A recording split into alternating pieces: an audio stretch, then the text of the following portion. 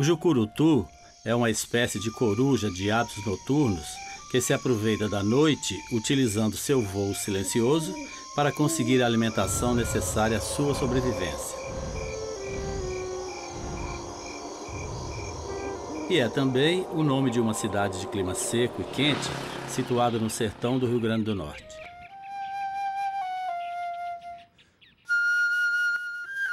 Foi aqui, no início da década de 60, que começou a história de Jussara Queiroz. Aqui é o cinema pioneiro de Jucurutu do pai dela. Bastou o seu telefonema para desencadear, assim, da gente parar todas as nossas tarefas e começar a contar para aquelas pessoas que não conheceram a Jussara, aquela equipe lá de jornalistas. A gente começava, vocês não sabem a Jussara e tal, e a gente começar a contar, a lembrar de fatos da Jussara.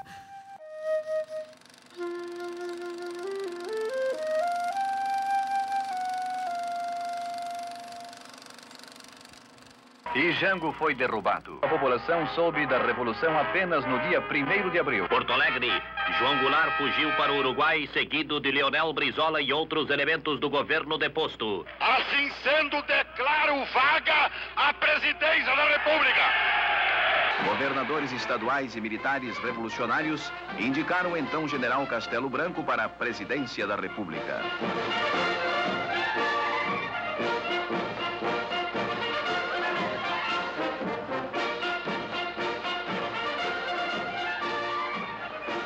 A censura, a repressão, era a época dos militares no poder, não é? Era uma época, né, complicada, né, que nós pegamos o assassinato, né, do Vlado, né, do Vladimir Herzog, né, e a gente fazia, claro, uma luta política, né.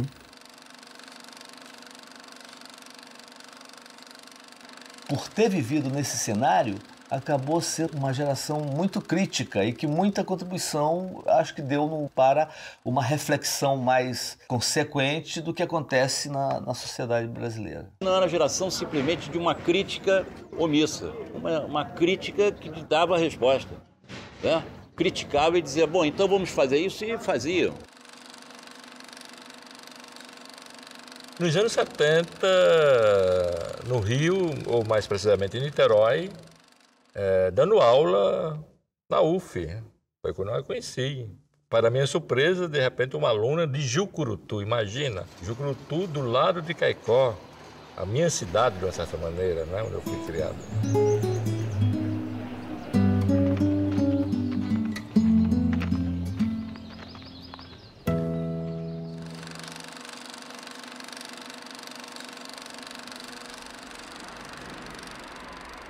Tem uma faculdade aqui. Pergunta ele que eu vou te formar. Acho que é do lado de lá, na rua de cá. Tá, obrigado. Falou? Ela descobriu onde funcionava o curso de comunicação e cinema na UF. Ela apontava e dizia, tá vendo aquela janela? É ali que eu vou estudar, eu vou entrar.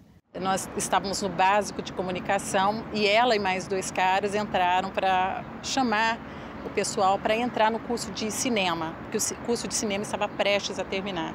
A Jussara tinha um sotaque nordestino assim, super forte, um outro ele era meio gago e outro falava para dentro. Então eu me lembro que eu não entendia quase nada, só sabia que a gente tinha que salvar o curso de cinema. É uma geração de alunos que compra para si a tarefa de modernizar o curso de cinema.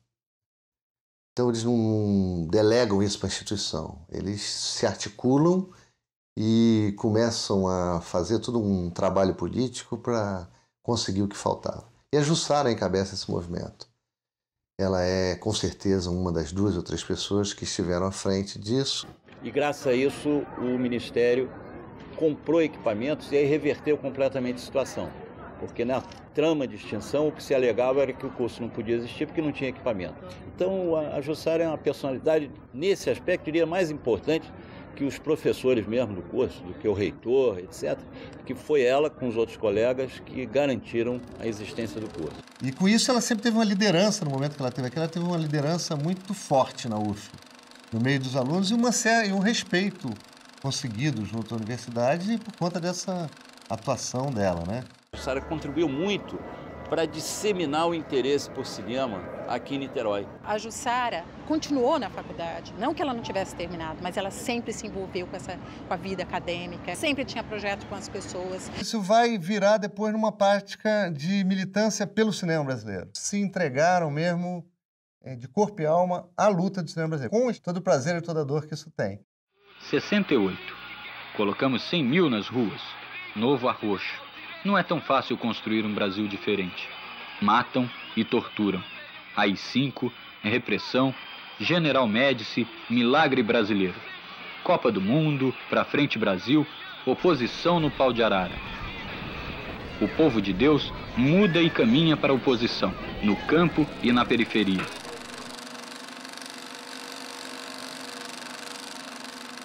Porrezinho simpático aqueles que a gente tomava lá no Bar Natal. A Jussara era a maior entusiasta do curso de cinema. Ela fez o primeiro corte no meu filme de realização como aluno, que foi o Bar Natal. Nessa época não havia no curso de cinema nenhuma infraestrutura de produção, né? Quer dizer, o curso só tinha sala de aula, quadro negro e giz. Não tinha câmera, não tinha tripé, não tinha microfone. A história é do bar. A história é o bar. O bar é a chama do bar. Todo mundo no bar. No bar. Viva o bar. Viva o bar. Viva o bar. Viva o bar. Era a segunda faculdade, né? Porque de repente você conversava mais, você aprendia mais. Era uma mesa de bar. A gente tinha o Bar Natal, que era o point, quer dizer, era uma extensão da UF. Tinha professores que ficavam até irritados e iam ministrar provas até no Bar Natal, porque era lá que estava todo mundo. O Bar Natal, né, foi um celeiro, né, de trabalhadores, né, do cinema, né.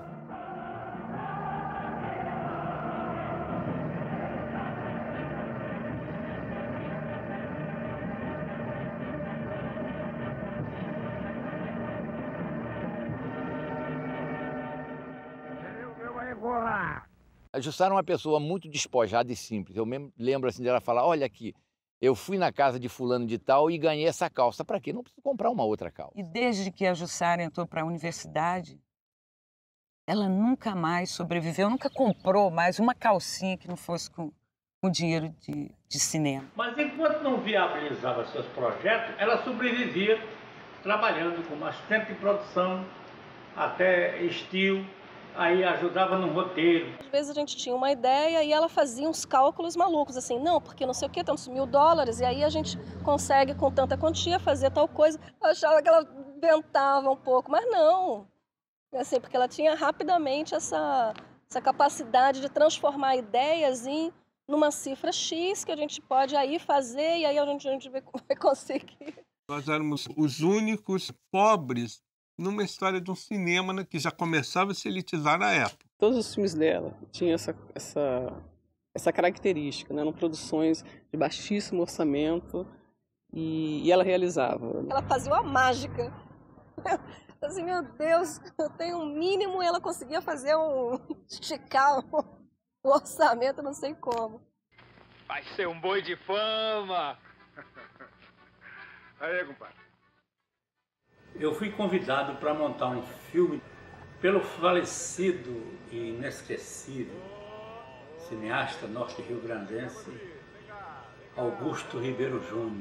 E aí me diz assim, você vai conhecer uma pessoa maravilhosa do Rio Grande do Norte que se chama Jussara Queiroz e vai ser a sua assistente de montagem. E eu tive a honra, né, de entrosar a Jussara no 35mm.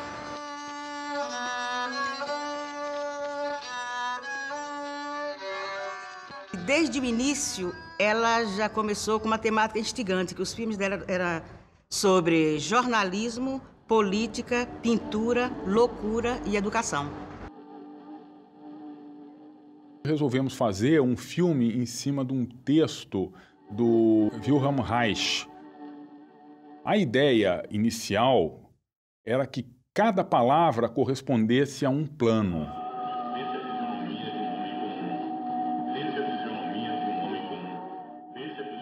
Mas vimos que isso ia ser muito difícil de alguém assimilar um discurso audiovisual assim, com essa velocidade. O título, esse Zé Ninguém por enquanto, é porque a gente não tinha bolado ainda o nome do filme, e aí como ele foi para laboratório e tudo, com Zé Ninguém por enquanto, quer dizer, aguardando um novo nome, mas acabou que ficou esse nome mesmo. Abaixo a ditadura. Os estudantes saem em passeata. Os operários começam a sacudir o ABC em São Paulo. Abaixo Arroxo, fora Delfim. O povo não tem medo, fora Figueiredo. Depois de uma grande mobilização nacional e com o final do milagre econômico, as portas da justiça finalmente são escancaradas. A anistia, em 79, permite a volta dos que nunca deveriam ter ido.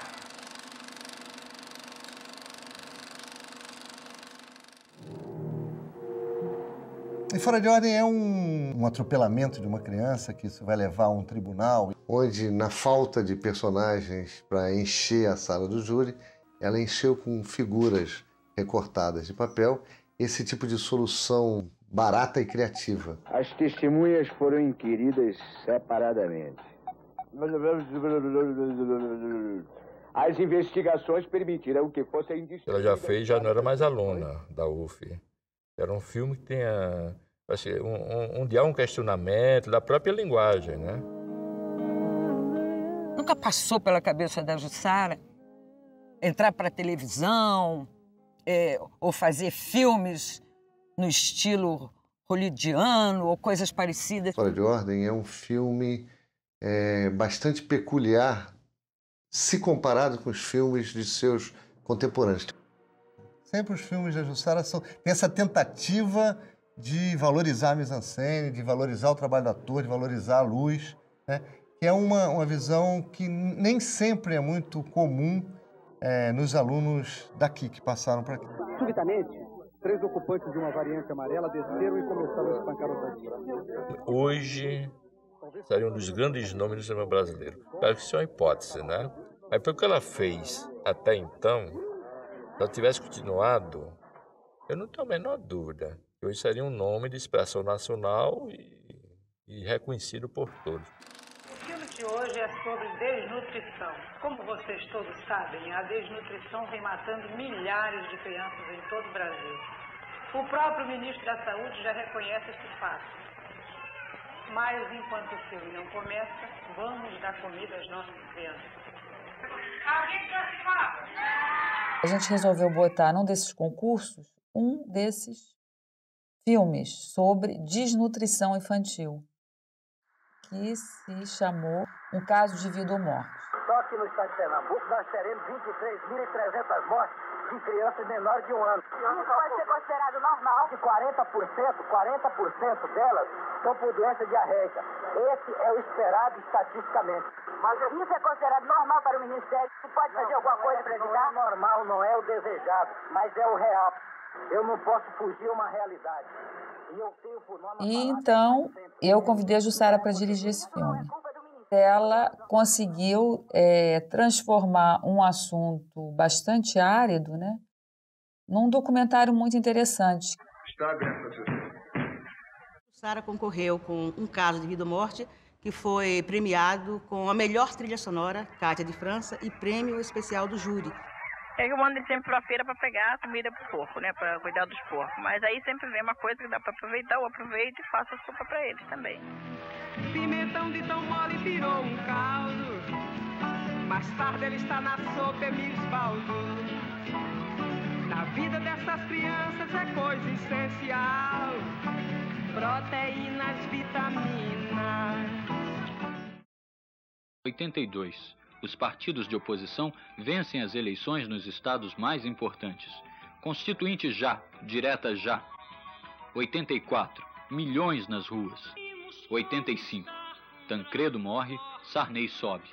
Muita luta, muita greve, a dívida externa cresce. Trabalhador unido jamais será vencido. Trabalhador unido jamais será vencido. Trabalhador unido jamais será vencido. Trabalhador unido jamais será vencido. Em cada economia, vontade de ser e crescer. 700 famílias em mutirão. Devido ao momento político que a gente vivia na época, os conflitos, a gente sempre pensava em fazer alguma coisa com temática social. É o povo exigindo, garantindo o sustento e o suado pão. Nós fizemos o filme Eu Acredito que o Mundo Será Melhor. Foi o primeiro trabalho, um documentário sobre conflitos de terra, filmado na Paraíba e em Recife. O homem do campo só tem algum crescimento quando ele tem a terra para trabalhar para si e para sua mantença e de sua família. Aquilo só vai terminar quando o governo entender que o povo é que deve assumir os seus projetos. A batalha se ganha com ligeireza, na força, disposição e vontade. A gente tinha a proposta de deixar os camponeses soltos, eles que conduziriam o filme. A Jussara guiava como diretora e eles apresentavam as soluções. Tem que plantar cana, tem que plantar batata, inhame, macaxeira, feijão, plantar milho, plantar de um tudo na nível da terra, mas somente cana. A plantar ela foi para gente comer que... A câmera ela não ficava analisando o comportamento deles. Ela era um instrumento também da própria luta deles. Eles assimilaram isso a partir da nossa proposta. Os grandes projetos do governo para o Nordeste são o projeto do gado e o projeto da cana. Mas esses projetos acabam com o pequeno agricultor. Transforma esse homem em um assalariado, em um boia-fria, quando ele permanece na região. É muito frequente ele sair daqui ir para São Paulo, para o Rio de Janeiro, porque perdeu a terra e o direito de trabalhar e de produzir para a sua família. O êxodo rural é uma das consequências dos projetos governamentais. Como diz alguém do governo, exportar é o que importa.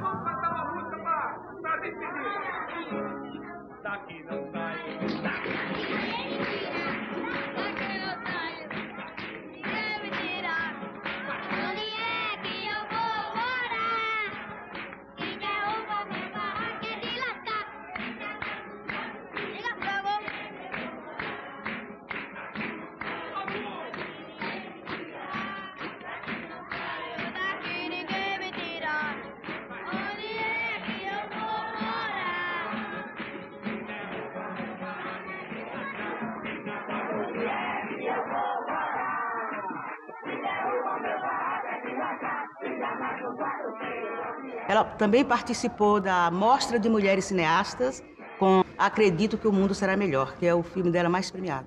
Foi premiado no exterior, teve muitos prêmios aqui no Brasil. E os militares censuraram ele, dizendo que a gente citava as lutas de classe e nos enquadrou na Lei de Segurança Nacional. Ela vivia sozinha aqui, não tinha apoio de família. Ela fez, eu acho que, bons e bastante amigos. Morava numa casa cheia de gatos. Os gatos tinham nomes de cineastas. O Truffaut era o gato pai, assim, importante. Ela tinha toda essa pecha da maldita, né? Da mulher que faz cinema, diretora de cinema. As pessoas não confiavam, né? O quê? Uma mulher nordestina, baixinha, não sei o quê, fazendo cinema. Caraca, né?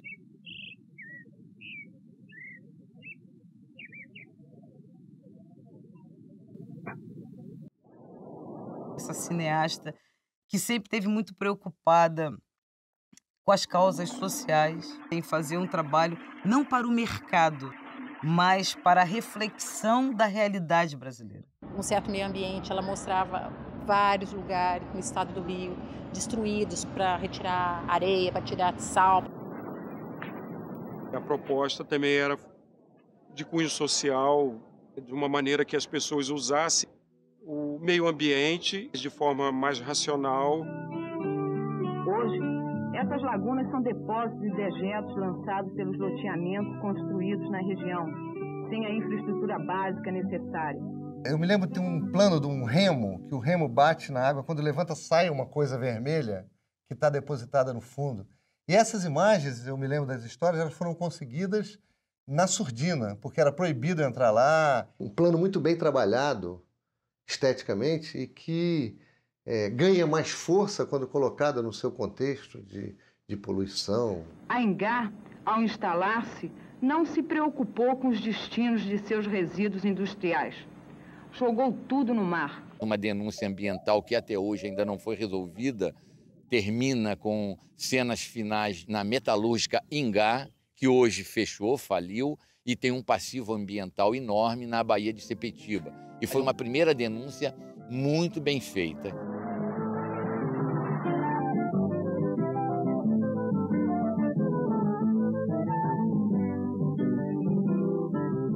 Muito atenta às dificuldades do nosso povo, que não mudaram muito.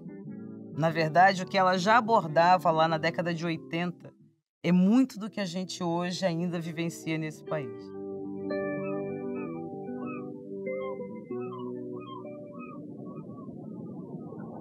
Eu me lembro muito, a gente foi para Ilha Grande. Ficamos numa parte que era reserva, completamente isolada, sem contato com nada. Ficamos uma semana e choveu e a gente não pôde voltar porque o barco não chegava lá. Então tudo era uma dificuldade, sabe? Você tinha que entrar numa aventura com a Jussara, numa filmagem, era se entregar. Você não podia entrar pela metade, não, senão você enlouquecia. Hoje é dia de luta, hoje é dia de greve geral, e hoje é dia de um trabalhador sair na rua para lutar pelos seus direitos. Declaro promulgada o documento da liberdade, da dignidade, da democracia, da justiça social do Brasil. Que Deus nos ajude que isto se cumpra. A jornalista e cineasta Jussara Queiroz está lançando no dia 4 de julho seu primeiro longa-metragem chamado A Árvore de Marcação. Esse filme se baseia no livro do padre Reginaldo Veloso, que fala sobre a cidade de Marcação, no interior da Paraíba, onde as crianças trabalham desde cedo nos canaviais e nos mangues. A história do livro e do filme fala sobre a organização dessa comunidade depois da chegada de uma freira no vilarejo. Ô Jussara, esse é o seu primeiro longa, mas você já fez muitos curtas, é super premiada e mesmo assim ficou com esse filme 4 anos parado por falta de dinheiro? Isso. Como é que se explica isso? Com todo o seu prestígio já no mercado. É que na época esse filme começou exatamente numa época que o cinema brasileiro começou a entrar em crise, né? Foi no final do governo Sarney e depois a entrada do Collor e tal.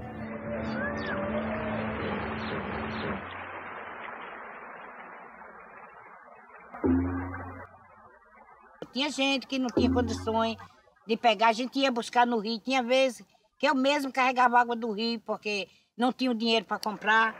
Célia, corre aqui! A feira chegou! Cadê? Eu tenho aquela ali que tá com mala na mão.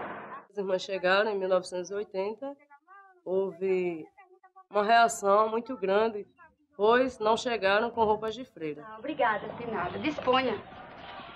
Moça decente, né? É. Chegou a nossa vez, aí enchemos o balde d'água e saímos, juntamente com a Neilza.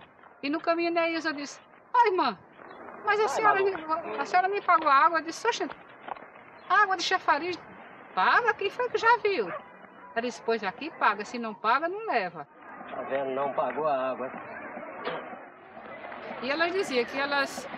Se não pagasse, não levava. E outra coisa, tinha gente que deixava de comprar o pão para comprar água.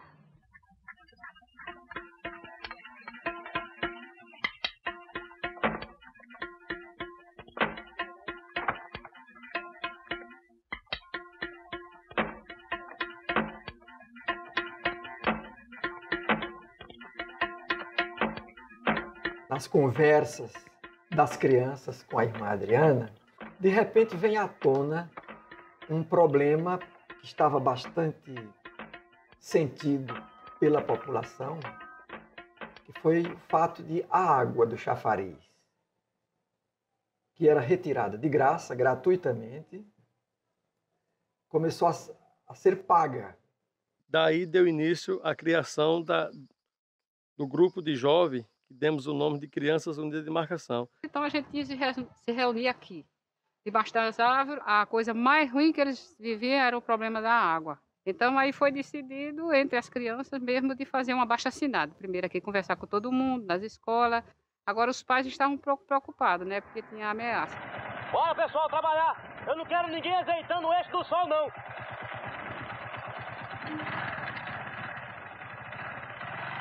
Hoje eu quero 500 braças!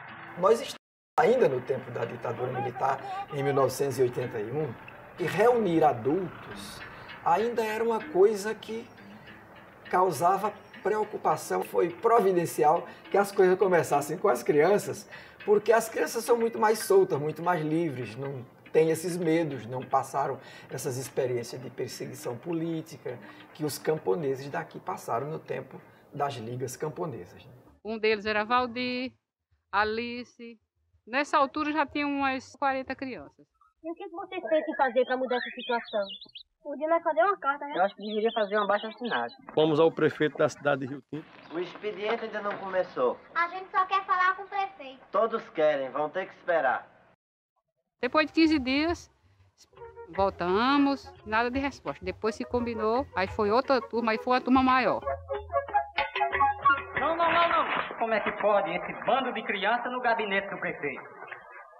Entra só você que é a cabeça. A cabeça aqui é todo mundo. Tá vendo minha cabeça aqui, não? Malcriado, parece dia de cego. Então, um dos meninos que hoje é vereador disse, nós não temos cabeça, a cabeça aqui somos todos nós. Ele disse, olha, daqui 15 dias a água chega lá. Aí ele anunciou que a água era de graça.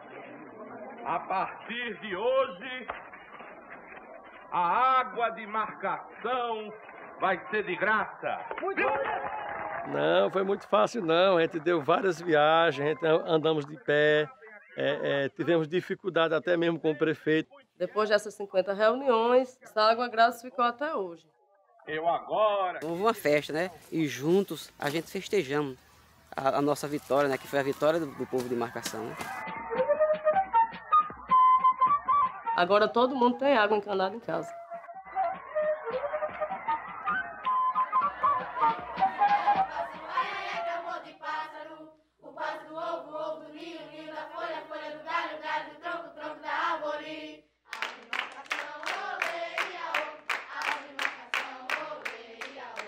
Trouxeram alguma novidade para a gente conversar na reunião?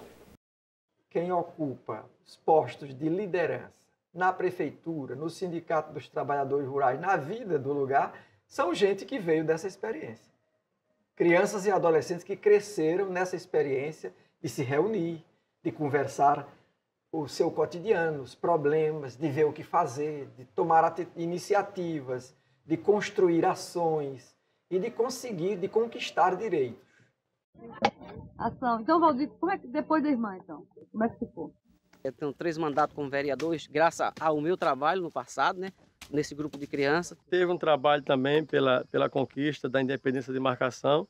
A liberdade de poder a gente administrar a nossa própria cidade, né? A animação das crianças dava animação para eles se reunir. Então teve o problema da luta do caminho do Porto, depois uma conquista pelos livros, pela merenda escolar, porque não tinha merenda na escola, e da construção também do centro comunitário, que foi muito significativa. Essa história serviu como referência para muitos movimentos. Mas o que vocês estão fazendo é uma greve? O que é greve? Passamos a ser visitados por outras pessoas de outros lugares e até outros países. Na Alemanha, ele estava nas escolas sendo estudado pelas crianças das escolas.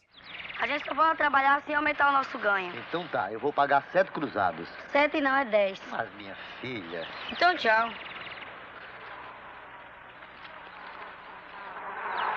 Volte, eu pago.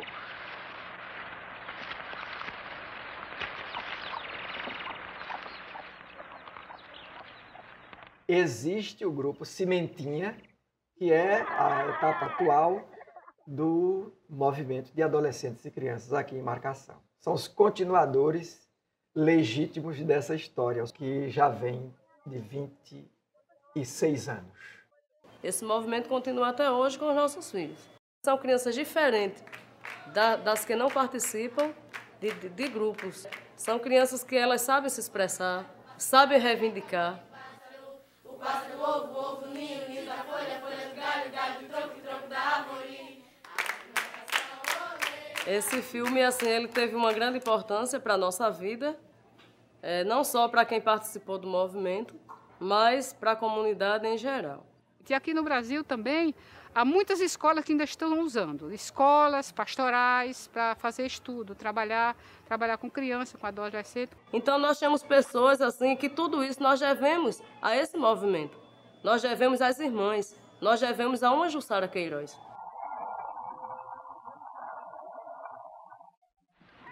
Aí tinha dia que havia assim, certo receio das crianças, porque tinha os capatazes lá amedrontando as crianças. Se participar do filme não vai trabalhar no canavial, enfim.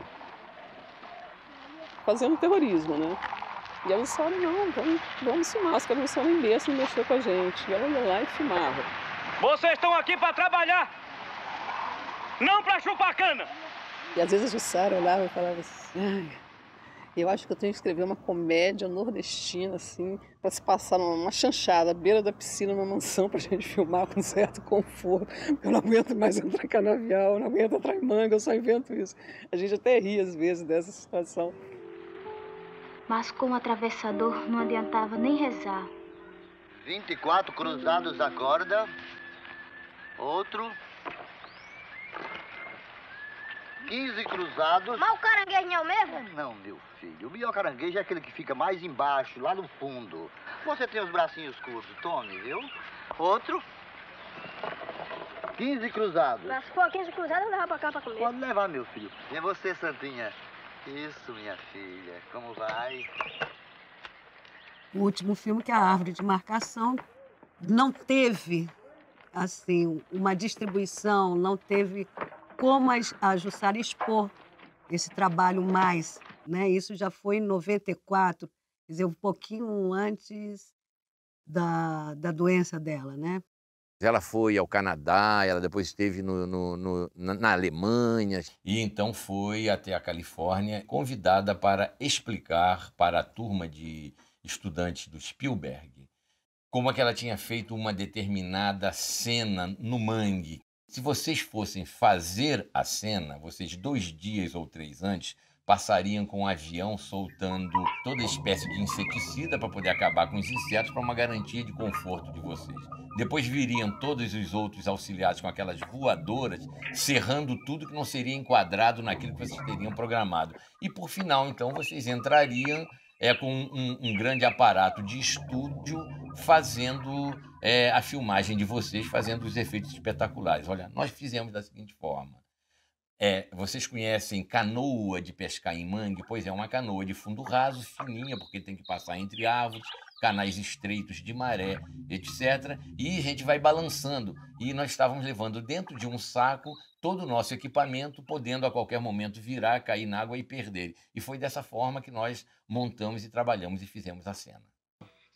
Greve geral contra a inflação e agora, finalmente, eleição. O funcionário público que participar de atos lesivos ao fisco será demitido e será preso. Em 1989, foi a vez do Brasil realizar eleição direta para presidente depois de um longo período de ditadura.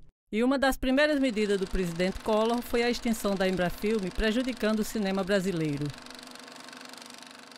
A gente não tinha obrigação de ir para a igreja, porque várias famílias católicas que eram nossas vizinhas, elas iam para a igreja, o costume era esse. E a gente não, a gente tinha obrigação de ir para o cinema. Jussara me chamou e meu irmão mais novo, o Birajara, para a gente ver uma sessão de um filme que ela tinha montado, mas era numa caixa de sapato, que ela colocava uma lâmpada com água e uma vela, e ela colocava várias figurinhas de chiclete que contavam uma historinha numa manivela, e ela projetava o desenho da figurinha na parede.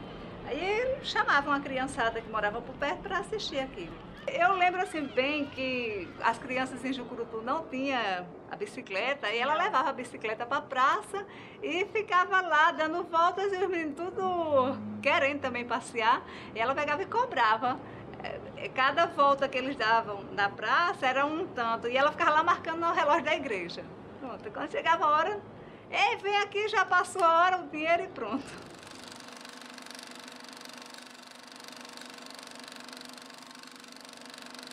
E era uma pessoa muito forte nesse sentido de arriscar naquilo que ela queria fazer. Ela jogava todas as fichas, né, no sonho dela, que era fazer cinema. Ela que era essa pessoa tão brilhante, tão maravilhosa que influenciou a mim e a outras pessoas, uma obstinada, de um talento incrível e que soube se impor com a sua condição de mulher, de nordestina. Quem era a Jussara? Olha, porra, ela era essa pessoa, uma cineasta que na década de 70 ela dizia, eu vou ser cineasta, e foi mesmo. E como ela era importante para a minha vida e como ela era uma referência. A referência de amiga, de mulher inteligente, decidida, de nariz em pé, que pega o destino, assim, pega a sua vida com as mãos, assim, e vai mesmo. A Jussara é uma pessoa muito metida, muito na frente, ela não tem papas na língua, ela tem um poder de convencimento muito grande, ela é muito rigorosa com o seu princípio político de defender o cinema brasileiro, de defender um papel político para o cinema, ela é obcecada com isso. Sempre me impressionou pelo seu caráter. Você era uma pessoa frágil, né, fisicamente frágil, né, nordestina, etc., com aquele jeito, mas muito tenaz, de uma capacidade de empreender as coisas, e muito positiva, muito forte com essa coisa de realizar. Jussara era uma pessoa intelectualmente brilhante, uma pessoa que tinha uma capacidade de polêmica, de ideias, de questionamentos, e sempre num nível muito elevado, num nível muito de argumentação, combativa, mas inteligente, informada e com uma inserção política permanente nos seus filmes e na atuação de modo geral. O povo brasileiro retoma o Estado em suas mãos, depois de um período turbulento. Em 1992, o presidente Collor sofre impeachment da mesma forma democrática como havia sido eleito. Esse caminhar da democracia, a partir dali, tem sido uma constante na vida política do Brasil. Hoje, a democracia amadurece com as conquistas que tem feito de lá até os dias atuais. Uma combatividade apoiada numa inteligência extremamente arguta, numa capacidade de informação, de elaboração de ideias, não apenas cinematográficas, mas de concepções políticas, estéticas, de personalidade franca, objetiva. Acho que ela nunca se vinculou a um partido político, porque ela dizia o que ela pensava. Bem, ela conseguia juntar essa militância política com fazer cinema. Ela tinha um cinema na cabeça. Ela disse, olha, eu estou com vocês, mas eu quero desenvolver a minha luta a partir da ferramenta cinema, a partir da minha atividade artística. A força dessa linguagem, né, no caso específico do cinema, cumpria essa função de, digamos, levar inquietação às pessoas, provocar consciências e combater a alienação. Houve uma manifestação na Cinelândia, em protesto contra a posse do Figueiredo. Muito estudante, muita gente fotografando, jornalista. E é claro que logo o cacete baixou, né? Ligaram o Brucutu, foi correria para tudo quanto é lado, a polícia começou a bater, tomar máquina fotográfica. E Jussara filmando. E nós fomos chegando, aí a Jussara chegou assim, acho que 1 metro da cara no coronel. O cara olhava assim, sério. Aí eu acho que ela se deu conta de que se ela ligasse a câmera, ela ia apanhar. Aí ela parou, olhou pro coronel e falou assim, não vou filmar você não, você é muito feio para entrar no meu filme. E saiu. Falei, não, e no final das contas, nós filmamos muito e ninguém apreendeu a nossa câmera. A Jussara tinha esse poder também, essa força. Eu acho que eles olhavam aquelas 2 meninas ali, o que elas estavam fazendo. Ela começou a trabalhar em Super 8, ela fez de 75 a 79 filmes em Super 8 experimentais. Jussara, eu acho que é a passagem entre o Super 8 e o vídeo, fazendo cinema. Ela foi assistente da Tezuka, começou assim, né? Ela furava, ela era uma furona. Eu disse, como que você consegue tudo isso? Ela sempre teve uma preocupação estética muito grande. Ela é uma pessoa muito preocupada com o quadro, com a mise-en-scène, com a perspectiva, com o foco, com a cor. É difícil, né? Hoje, uma pessoa que não vem de um berço de ouro desenvolver uma carreira como cineasta. E ela estava conseguindo. Quer dizer, ela conseguiu, ela conseguiu, ela vivia dos filmes que ela fazia. E ainda assim, ela também não se vendeu, porque os filmes que ela fazia estavam sempre dentro do ideário dela, inconformado com a injustiça social brasileira. Isso é super difícil, né? Uma boa produtora, uma boa diretora. Ela foi roteirista, produtora, fotógrafa, montadora, diretora e agitadora cultural. Foi uma pessoa que esteve à frente do seu tempo em tudo que ela participou do ponto de vista da cultura e do ponto de vista da política. A filmografia dela, que fazem parte, fora os filmes em Super 8, são 7, tendo um longa-metragem, e o primeiro filme, esse Zé Ninguém por enquanto, é inspirado no Escuta Zé Ninguém, do William Reich. E o último filme dela, que é o primeiro e único longa-metragem, A Árvore da Marcação, também é inspirado numa obra literária que é Crianças em Ação, do padre Reginaldo Veloso. Então ela começou e encerrou a sua carreira baseada na literatura.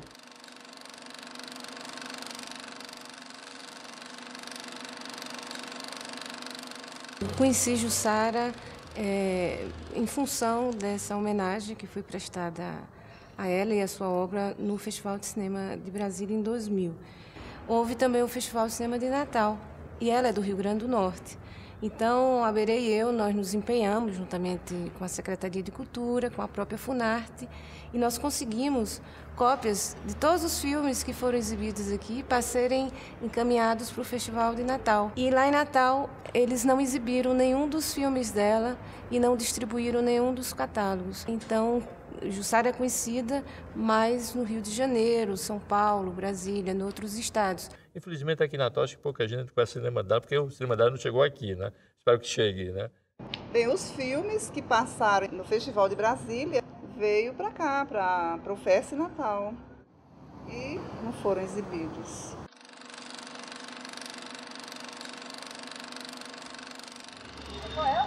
Ela tinha uma relação com a atividade dela, que é uma atividade trabalhadora. Tem gente que escreve, o outro é médico, o outro é metalúrgico, e eu sou trabalhadora do cinema. Ela não tinha pose, ela se relacionava com o trabalho dela como se estivesse fazendo qualquer outro tipo de trabalho. Essa sinceridade diante do mundo que a Jussara passava para a gente. E o primeiro embate meu com ela foi justamente de astrologia, claro que eu não acredito em astrologia e tal, né? E aí houve um certo afastamento, mas depois ela percebeu que isso era a questão das individualidades, uma coisa que ela evidentemente respeitava muito. E paixão por gatos, paixão por cinema, paixão pelo Flamengo, ela tem uma mistura assim. E tinha os medos também. E ela contou que entrou uma barata na casa dela, ela ficou desesperada, ela saiu correndo, pegou a primeira pessoa que passou na rua, viu um cara, ela agarrou o cara pelo colarinho, botou dentro de casa, trancou e falou, você tem que matar essa barata. O cara não entendeu nada, ele conseguiu matar a barata. Aí depois que o cara matou a barata, ela falou assim, eu tô com um homem estranho na minha casa, ela expulsou o cara. Tá bom, obrigado, agora pode ir. Niterói, à meia-noite, numa rua escura, eu estava caminhando, né? Sozinha, quando sentiu a mão no ombro e ao se virar, viu aquele vulto, achou que era uma alma, imagina, né? E deu um berro de um filme de terror, verdadeiro filme de terror, tão pavoroso, deve ter sido o berro dela, que essa pessoa, que talvez fosse um assaltante, correu para um lado e ela correu para o outro. Ela falava que na época da UF, de plena militância política, ela dizia que ela era a única marxista-leninista que tinha medo de alma. Ela ficava muito impressionada com alma, morte.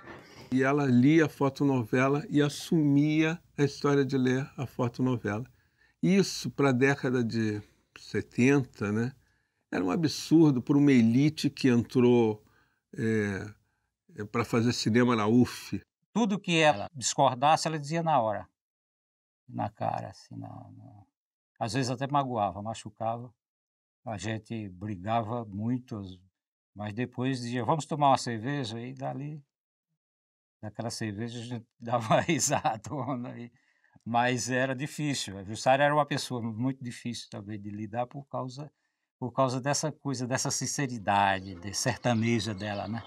Isso, tá bom, acho que tá bom. Tá bom. Mais atrás. Ao mesmo tempo que ela tinha essa linha de denúncia social, ela tinha essa coisa do imaginário muito presente, da liberdade, do sonho. O Voo do Menino Pipa era um filme que é para criança, uma fantasia, sabe, sair um pouco dessa... Estava conseguindo sair do canavial. E, enfim, falava de sonho, né, que ficou inacabado. E agora que o cinema nacional está ganhando fôlego, Carlota Joaquina e tal, e que você vai sair do gueto, você agora vai poder se impor como uma grande documentarista, uma grande cineasta, com a nossa Glauber Rocha de saia. Tá legal. Atenção! Ação! A vida para ela estava começando a andar, né? E aí veio a história da doença, né? A gente estava terminando um curta dela, chama O Voo do Menino Pipa. E ela parou um pouco porque estava se sentindo mal, né? E parou para ver o que ela tinha, né? Questão de saúde mesmo. E os médicos falaram que não era nada. Uma simples dor de cabeça que se transformou nessa tragédia. Depois de exames, ela estava com encefalite e uma inflamação na base do cérebro, uma coisa séria, né? E as sequelas estão aí, né? Que até hoje ela não consegue articular as palavras, né? Não consegue concatenar o pensamento e a palavra. E nunca mais a Juju acordou como Juju, como a Jussara Queiroz, a cineasta,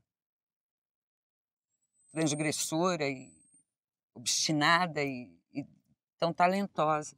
Acho uma sacanagem dos deuses.